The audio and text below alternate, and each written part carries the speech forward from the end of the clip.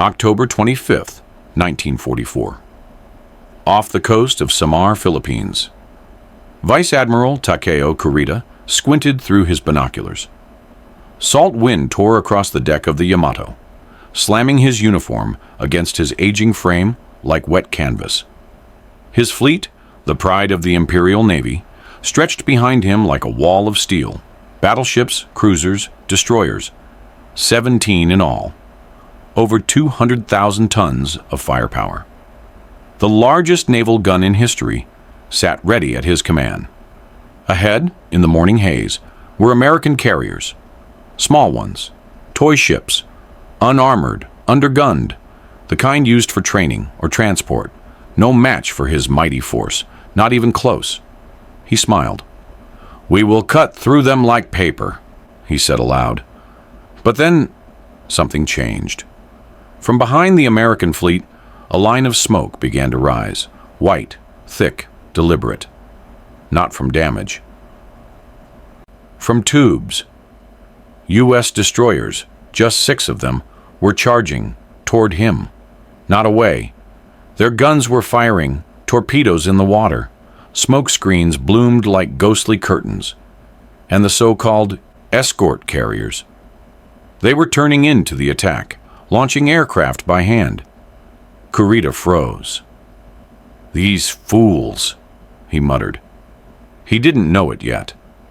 But in the next 90 minutes, the greatest fleet Japan had ever assembled would turn around and flee, from men who should have retreated. The morning of October 25th began with a lie, a beautiful one. The sea was calm, the sky a soft gray.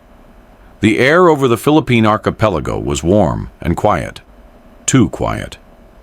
For men like Rear Admiral Clifton Sprague, commanding Task Unit 77.4.3, that silence was not peace. It was the sound of death approaching. Sprague commanded a handful of escort carriers, jeep carriers as they were called, slow, under-armored ships barely worthy of naval battle. They were built to ferry planes, not survive gunfire. Alongside them sailed a ragged screen of destroyers and destroyer escorts, tiny warships barely larger than fishing boats compared to what the Japanese had brought. The Americans called this group Taffy 3, and they were in the wrong place at the wrong time. Just north, Vice Admiral Takeo Kurita's force had slipped through the San Bernardino Strait under cover of darkness. 22 ships, including the massive Yamato, the Musashi's sister, and the largest battleship ever built. He had been bombed relentlessly by submarines and aircraft for 2 days straight.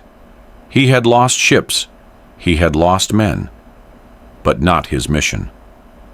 Now he had a clear path to Leyte Gulf, where General MacArthur's invasion was underway.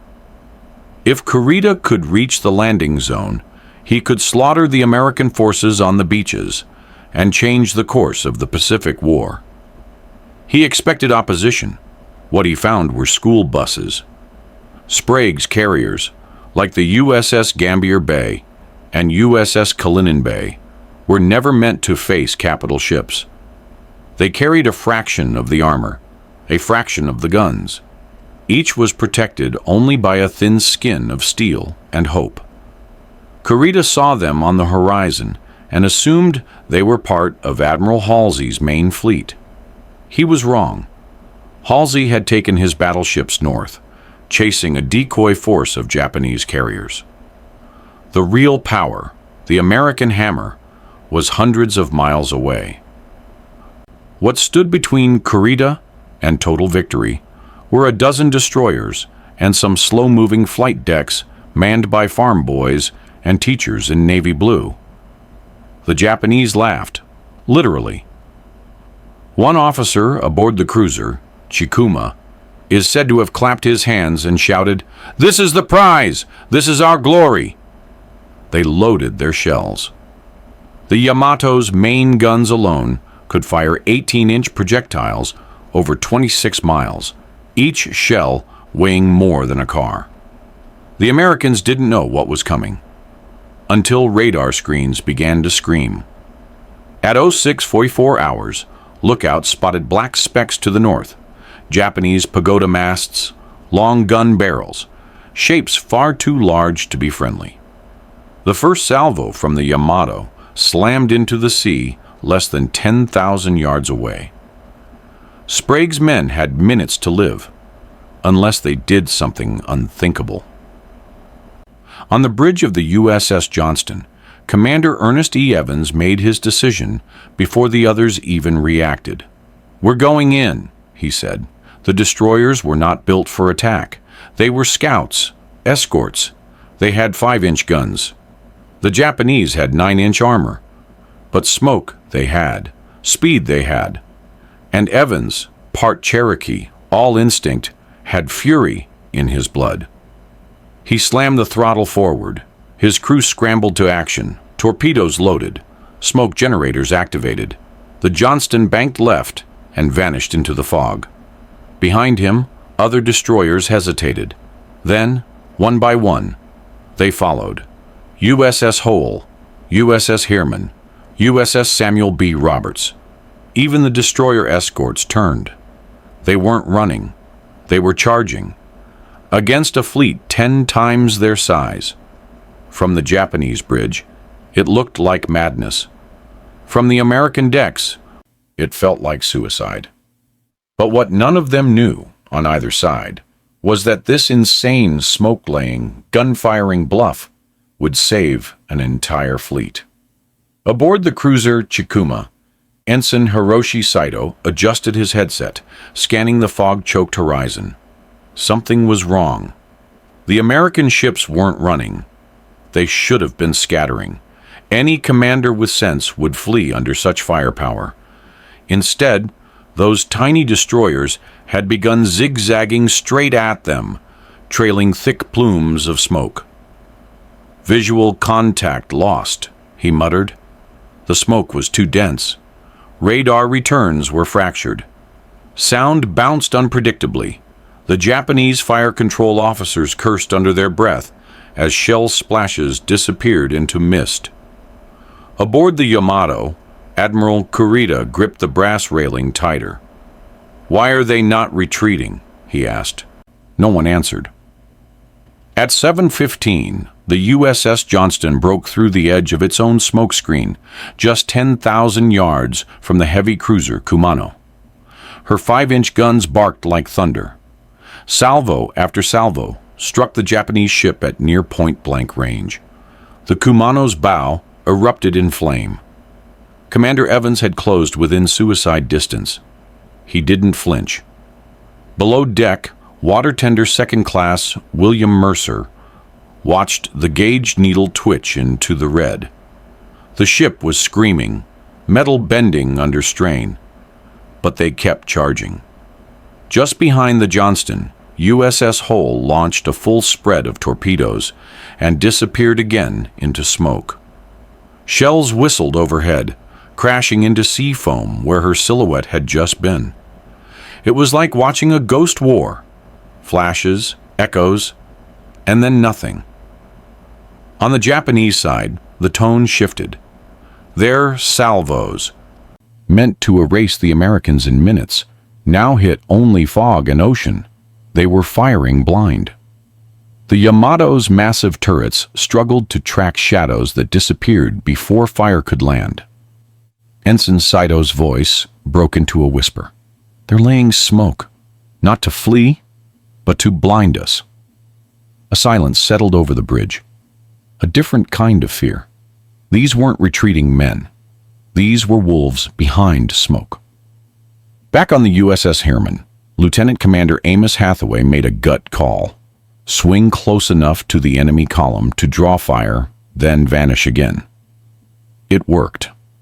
Japanese shells followed the Heermann's silhouette like bait. Explosions rocked the water, miles from the real targets. Above, the slow escort carriers began launching aircraft. Without catapults, without warning. Men pushed planes by hand, down the deck. Some pilots took off without knowing their targets. In the chaos, a single American Avenger torpedo plane skimmed the ocean's surface, dropped its payload into a cruiser's hull, and vanished into the clouds. The impossible was happening. Destroyers and planes meant for escort duty were carving holes in the Japanese line. But the battle was just beginning, and the price for each minute bought would soon be paid in fire. By 0730, the sky over Samar boiled with steel and smoke. American destroyers darted like sharks through the mist, silent, fast, unpredictable. Japanese optics struggled to keep up. Every attempt to lock a target ended in a puff of white or a sudden turn. Inside the USS Samuel B. Roberts, known by her crew as Sammy B., Lieutenant Commander Robert Copeland stood tight against the bridge glass. His ship, technically a destroyer escort, was barely a warship at all, just 306 feet long, thin-skinned, and meant for anti-submarine patrol. But now she was closing to within 6 miles of the battleship Congo, a beast 10 times her mass. Copeland turned to his crew. "We're going in." No one protested. The Sammy B surged forward, engines whining, torpedoes armed. Below deck, the engine room shuddered. Salt water sprayed across the exhaust vents. Oil dripped, pressure built.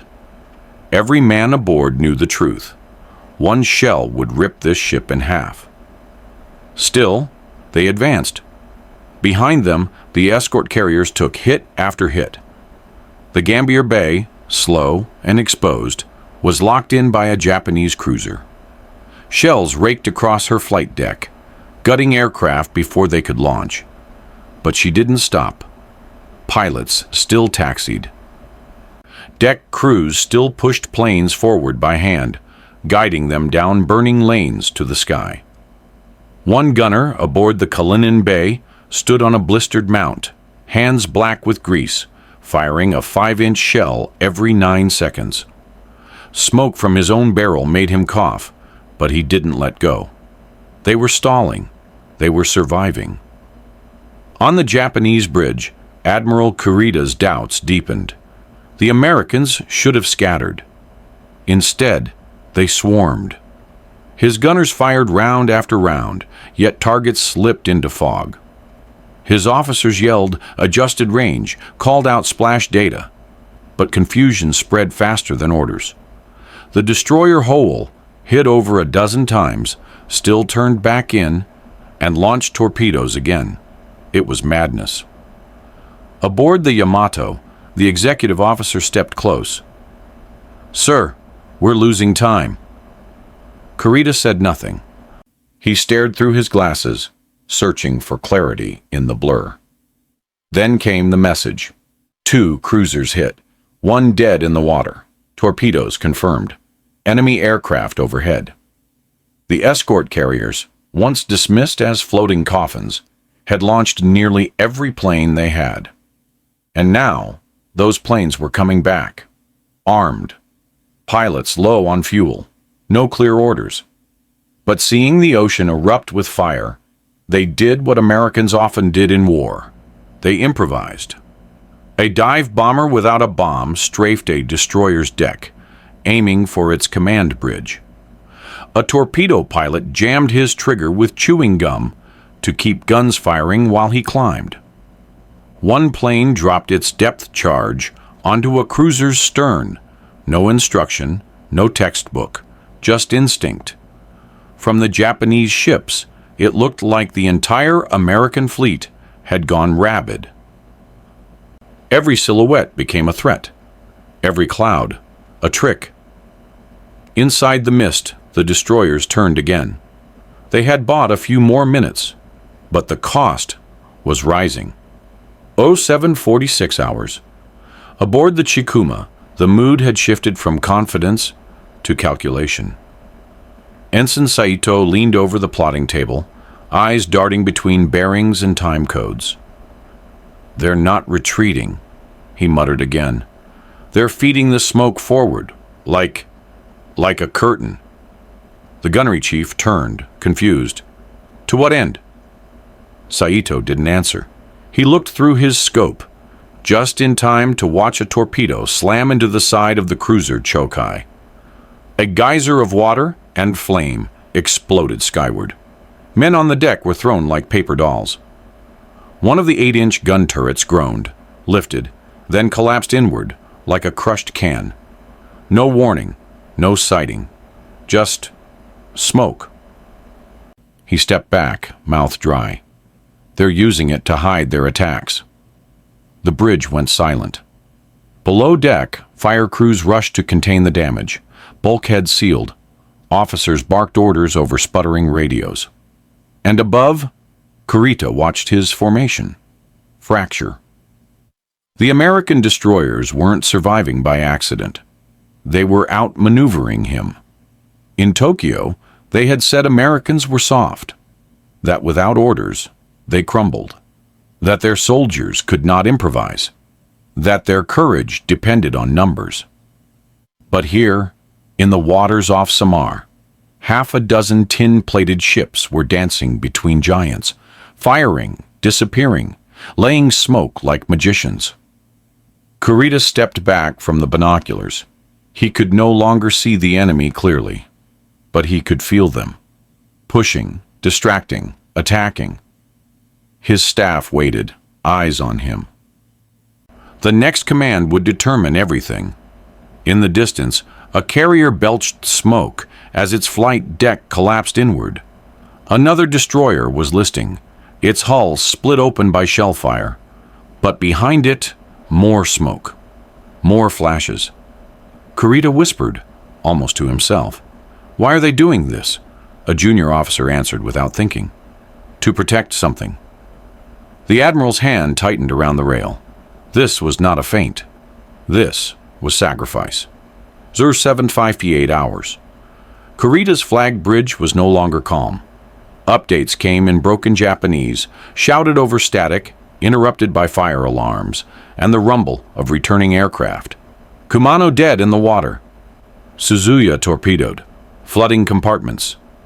Unknown number of enemy planes, flying low, evasive. But it wasn't the losses that unnerved them. It was the silence between them. A silence filled by questions none dared say aloud. How? Why were American destroyers, vessels with names like Johnston, Hull, and Roberts, rushing into 18-inch gunfire? Why were aircraft attacking without escort?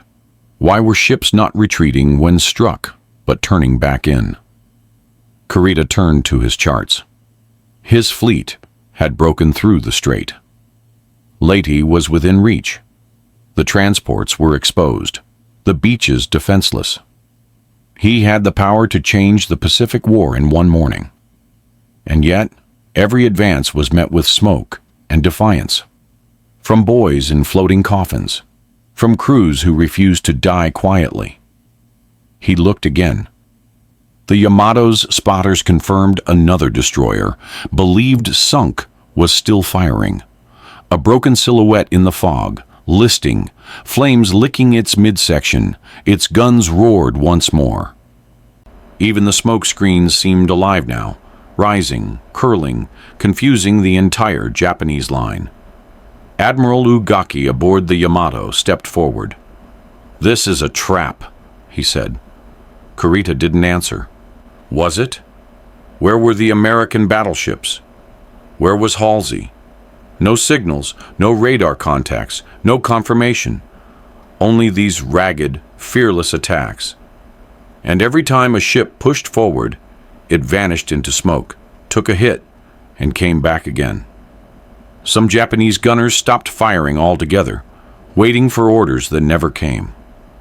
Some ship commanders turned their guns away from the tiny destroyers and stared into the white void ahead, unsure if what lay beyond was real. The fear was not of torpedoes. It was of the unknown. It was the suspicion, planted deep now, that this insane resistance meant something larger was coming, that this was bait. Sacrifice, bluff. Aboard the Yamato, the captain approached Kurita. "Sir," If we continue forward, we may reach Leyte. He paused. But we may never return. Kurita's fingers tapped the chart once, then again. His entire career had been built on the doctrine of decisive battle. But this wasn't doctrine. This was madness, and it was working. "Break formation," he said quietly. The officers turned. "Sir?" He didn't repeat it. He just walked to the railing and looked out into a sky filled with smoke, fire, and ghosts that refused to fall. 0809 hours. The order spread like static. Reverse course. Japanese ships began to slow, pivoting one by one. Battleships belched black smoke as their screws reversed. Cruisers broke formation. Destroyers veered wide, their decks littered with wounded crew. Admiral Kurita did not announce his decision over the fleet channel. He gave no speech, no explanation, only coordinates, bearing northeast, back toward the San Bernardino Strait. He was turning around, not because he had been defeated, but because he no longer understood what he was facing. On board the Yamato, junior officers stared at the chart in disbelief. They had sailed through 2 oceans, watched comrades die in fire to reach this point, and now they were leaving? A petty officer whispered, "We had them. Why stop now?" No one answered, because in the back of every mind was the same doubt. If a dozen destroyers could do this, what else was waiting?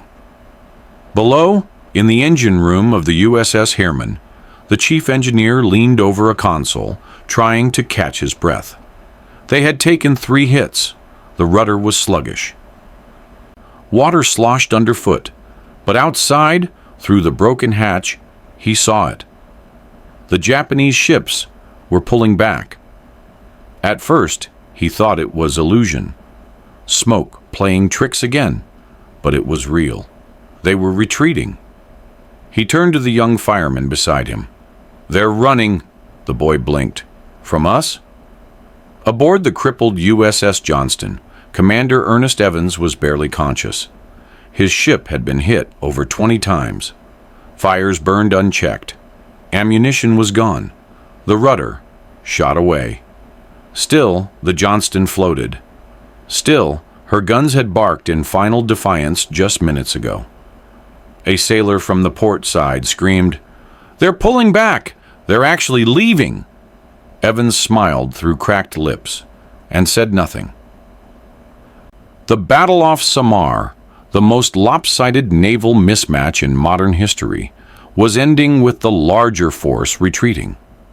Because of smoke, because of noise, because of the one thing the Japanese never expected. American sailors who refused to act like prey. It wasn't just steel that held the line that day. It was audacity, desperation, and the kind of courage that doesn't follow orders. It rewrites them. 08 hours. The sea was quieter now, but only just. Fires still crackled from twisted hulls.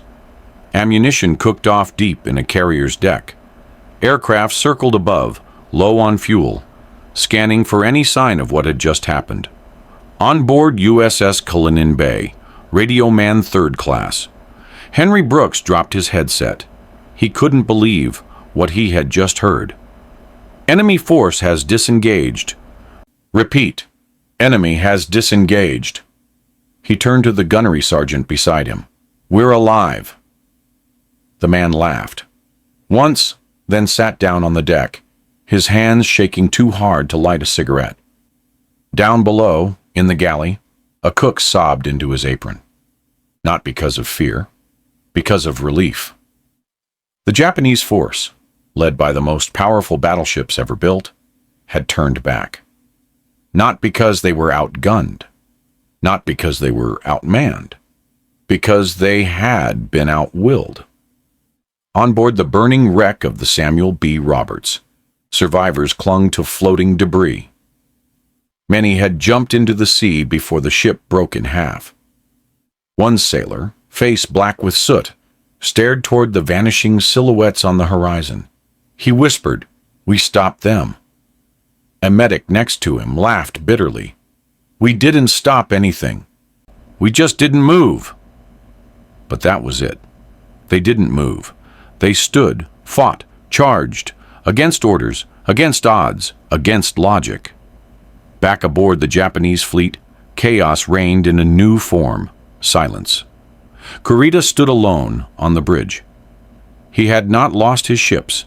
He had not been decisively defeated. And yet, something had been broken. His officers said little. Some stared at the floor. Others busied themselves with meaningless tasks, checking charts, measuring bearings. None dared say what they all felt. That they had retreated from ships 1/10 their size. That they had blinked first, because that was the real wound. Not to steel, but to pride. One radio operator muttered under his breath, "How did they do it?"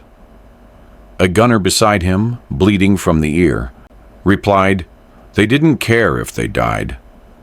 That line echoed through the ship like a curse. And Kurita knew it was true. Smoke had blinded their optics. Torpedoes had scarred their hulls. But it was fear. Fear of men who fought like they had nothing left to lose, that had turned the tide.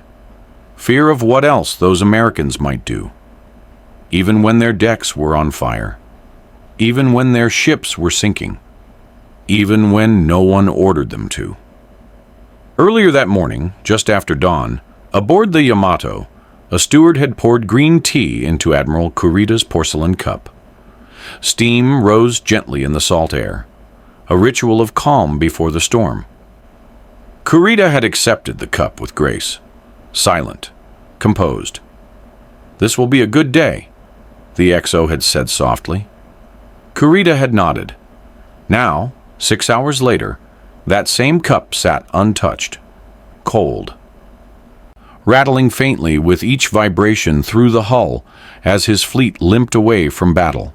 Smoke still clung to the horizon behind them, like a memory that refused to fade. Kurita stood at the same railing. But now, his hands trembled. His face showed no emotion. But something inside had cracked. Back on the USS Johnston, her stern already underwater, a boatswain's mate leaned against a bulkhead as the ship sank slowly beneath him. He had seen Commander Evans fall, mortally wounded. But before he passed, Evans had looked to his men and smiled. "Keep firing." Those were his last words. Simple, impossible. The sailor wiped salt from his eyes, wasn't sure if it was ocean or grief. Far above, American aircraft began circling for landing. They were nearly out of fuel, but there was nowhere left to land. The Gambier Bay was gone. Cullinan Bay was barely afloat. So the pilots did what they always did, adapted. One circled low and spotted a destroyer's deck. It was narrow, barely 300 feet. He nodded to his co-pilot. "No arresting cables, but we'll try." He dropped flaps and came in hot. Crew scrambled, waving arms. The plane skidded across the deck, smashing barrels, tearing up wood, but it stopped. Men erupted in cheers. They pulled the pilot out. His face was pale. His voice cracked. "Did we win?" A petty officer handed him a flask. "No," he said, "but they didn't either." Aboard a Japanese destroyer, Ensign Saito stared at his notes. He had logged the battle meticulously. Coordinates, torpedo hits, ship positions. But now, none of it made sense. "We had them," he whispered. "We had everything." His superior overheard, stepped closer. "Did we?" the officer asked. Saito looked down at his map. American destroyers had turned into the fight, laid smoke like theater curtains, rushed into gunfire without orders. No admiral could have predicted it. No doctrine had prepared them for this.